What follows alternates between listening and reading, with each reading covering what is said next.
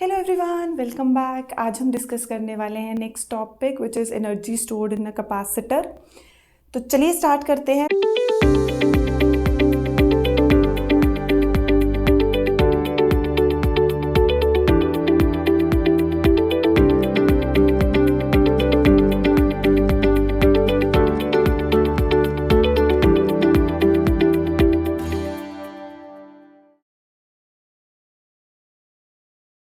सबसे पहले बात करेंगे कि हमारे पास कैपेसिटर है, उसको चार्ज किया कैसे जाता है। तो यूजिंग अ सेल और अ बैटरी, चाहे सेल यूज़ करो बैटरी यूज़ करो। जैसे हम वाटर पंप्स यूज़ करते हैं, वाटर पंप क्या करता है, वाटर ट्रांसफ़र करता है from lower level to higher level. Same हमारे पास जो है सेल या बैटरी एक्ट करेगी, जो कि चार्ज ट्रांसफ़र करेगी to the capacitor. Initial stage पे हमारे पास जो कैपेसिटर है वो न्यूट्रल होता है, प्लेट्स जो हैं वो न्यूट्रल हैं। जैसे ही हमने किसी कैपेसिटर को एक सेल के साथ अटैच किया, तो मान लो इस सेल के पास टोटल चार्ज है Q। Q कैसे, Q is equal to CV। तो यहाँ से चार्ज ट्रांसफ़र होना स्टार्ट होगा और ये वाली प्लेट हमें पता है क्या हो जाती है, पॉजिटिवली चार्ज्ड। दूसरी में चार्ज इंड्यूस होता है नेगेटिवली चार्ज्ड। तो ऐसे जो प्लेट्स हैं उनके ऊपर पोटेंशियल आ जाता है, पोटेंशियल डिफरेंस आ जाता है। तो जो हमारे पास चार्ज ट्रांसफ़र हो रहा है from lower potential to higher potential, हमने बोला सेल या बैटरी को यूज़ करके हम अपने कैपेसिटर को चार्ज कर सकते हैं। तो अगर हम कोई एक सेल लेते हैं, उसको कैपेसिटर से अटैच करते हैं, इनिशियली मान लो कैपेसिटर की कैपेसिटेंस है C, जो कि हमें पता है C है। तो अगर हमने एक अनचार्ज कैपेसिटर लिया जिसकी कैपेसिटेंस कितनी है, हमारे पास C है।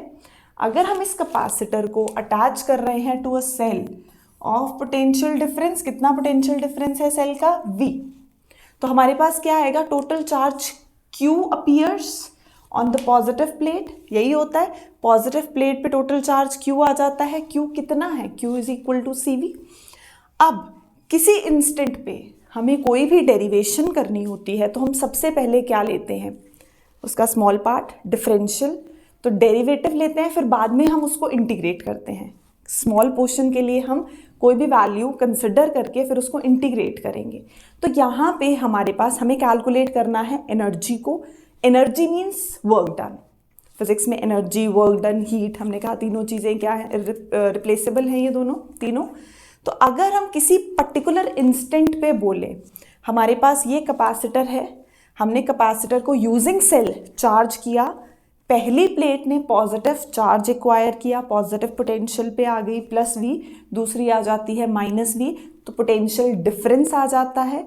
ये हमने किया था, पोटेंशियल डिफरेंस आने से एक्सेलरेट होते हैं चार्ज पार्टिकल्स, तो चार्ज स्टोर होता है, एनर्जी स्टोर होती है। अब कितनी, अगर मैं सेल की बात करूं, सेल टोटल एनर्जी U लेके जा रहा है, तो कैपेसिटर कितनी एनर्जी स्टोर कर रहा है, 50%। हाफ एनर्जी को ही कैपेसिटर जो है वो स्टोर कर पाता है, बाकी की 50% जो है वो हीट लॉस में चली जाती है। तो इनिशियल स्टेज पे हमें पता है हमें वर्क डन कैलकुलेट करना है, एनर्जी कैलकुलेट करनी है। तो हम वर्क डन से स्टार्ट करते हैं। हमने सेल को चार्ज किया, पोटेंशियल सेल से चार्ज किया कैपेसिटर को, पोटेंशियल डिफरेंस आया, तो पोटेंशियल और वर्क डन को लिंक करता हुआ हमारे पास एक रिलेशन है। कौन सा, potential is work done per unit charge. तो अगर हम उसका स्मॉल वर्जन लें तो हम लिख सकते हैं, अगर किसी इंस्टेंट पे, किसी पर्टिकुलर इंस्टेंट पे स्मॉल चार्ज ट्रांसफर हो रहा है, स्मॉल चार्ज कितना, dq, स्मॉल चार्ज ट्रांसफर हो रहा है, कितना ट्रांसफर हो रहा है, dq ट्रांसफर हो रहा है। चार्ज स्मॉल ट्रांसफर हुआ तो वर्क डन भी कितना हुआ, स्मॉल वर्क डन। कोई भी अगर एक फॉर्मूला है हमारे पास, कोई रिलेशन है, उनमें हम किन्हीं दो क्वांटिटीज़ को एट ए टाइम स्मॉल कर सकते हैं डेरिवेटिव लेके, बाकी की क्वांटिटीज़ पे इफेक्ट नहीं पड़ता।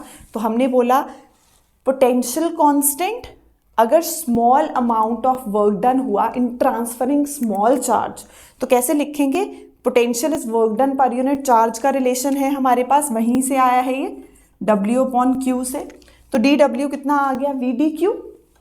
अभी हमने बोला ये कितना चार्ज, जो पॉजिटिव प्लेट है उस पर चार्ज Q आया, Q कितना है, Q is equal to CV। Cell ने कितना चार्ज दिया, Q is equal to C V. तो यहाँ पे हम V की जगह पुट कर सकते हैं Q बाई सी साथ में dQ।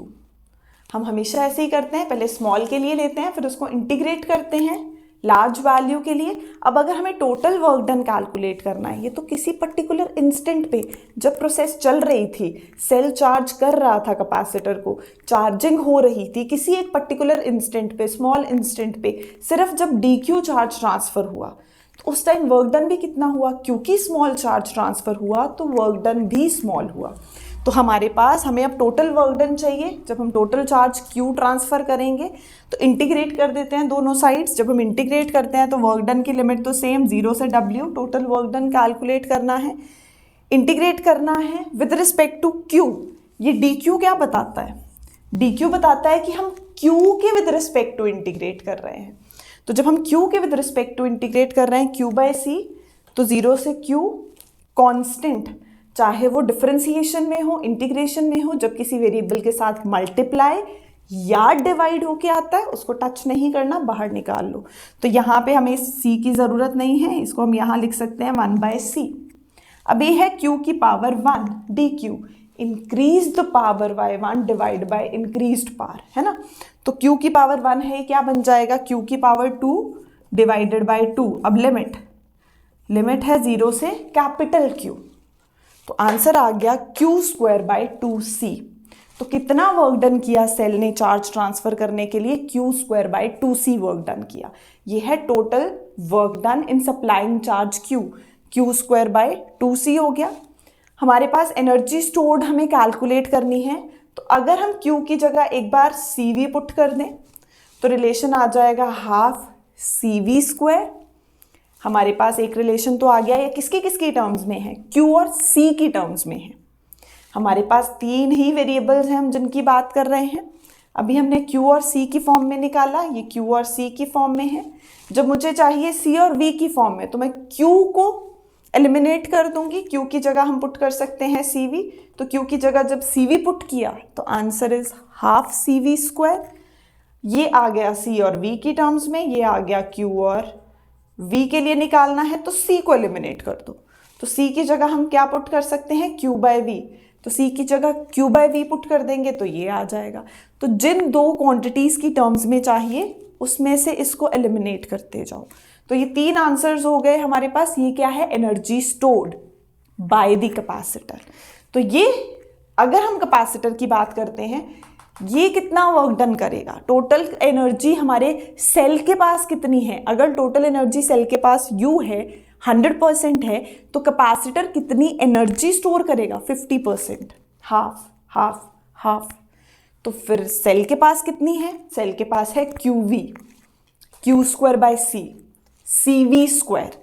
तो मतलब जो हमारी energy stored work done by the battery total कितना होता है, QV, या हम बोल सकते हैं CV स्क्वायर, या हम बोल सकते हैं Q स्क्वायर बाय C। बाकी की एनर्जी जो स्टोर हुई वो हाफ हुई है, जो बाकी हाफ है वो कहाँ चली जाएगी, हीट डिसिपेशन हो गई, हीट प्रोड्यूस हो गई। तो 50% एनर्जी स्टोर हुई, 50% जो है एनर्जी हीट की फॉर्म में हमारे पास डिसिपेट हुई है, प्रोड्यूस हुई है हीट।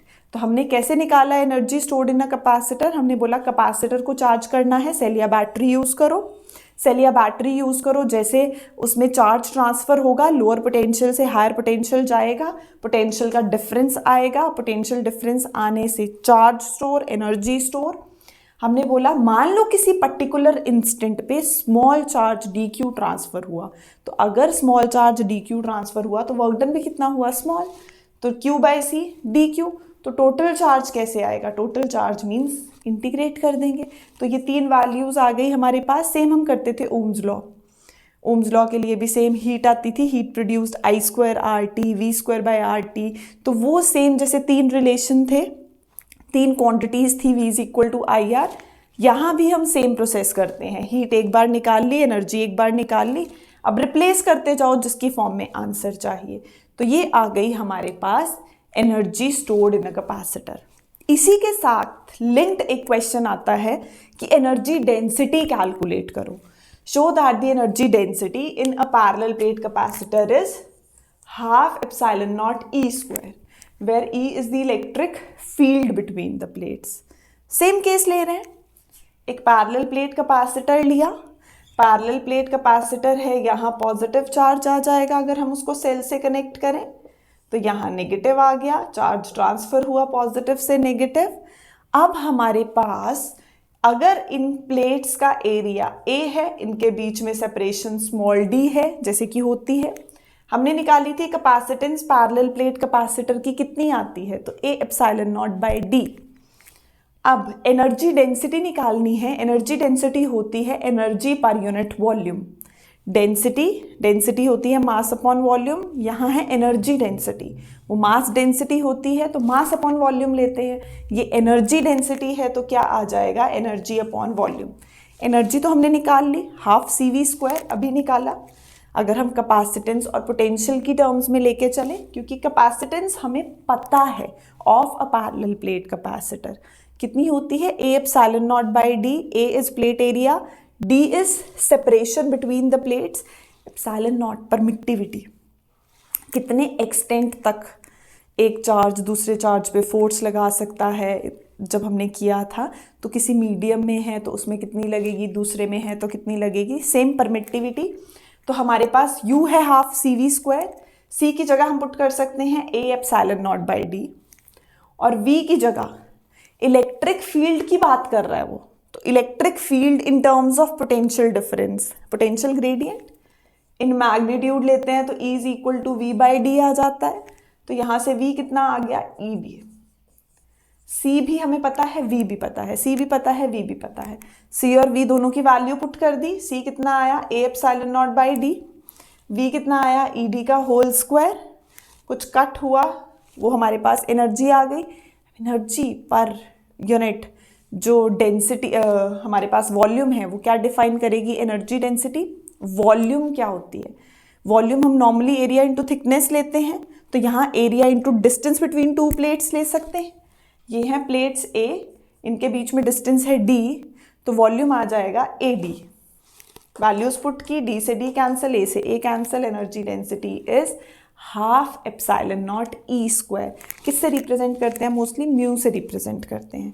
तो energy density, energy per unit volume, half CV² use करना है, बस ये ध्यान रहे, हाफ CV²। C की वैल्यू पैरेलल प्लेट कैपेसिटर की, V की value in terms of electric field, C है A epsilon not by D, V है ED, दोनों को पुट कर दो।